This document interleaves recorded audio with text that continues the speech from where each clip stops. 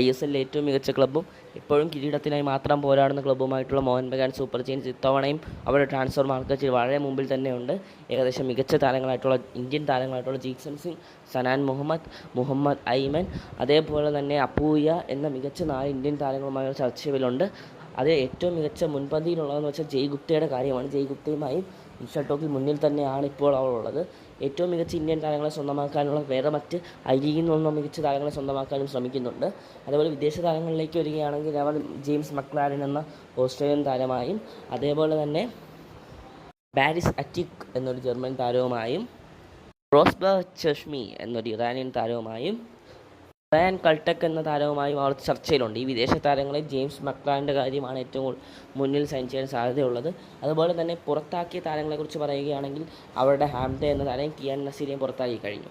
Video ഇഷ്ടപ്പെടുകയാണെങ്കിൽ please subscribe my channel please.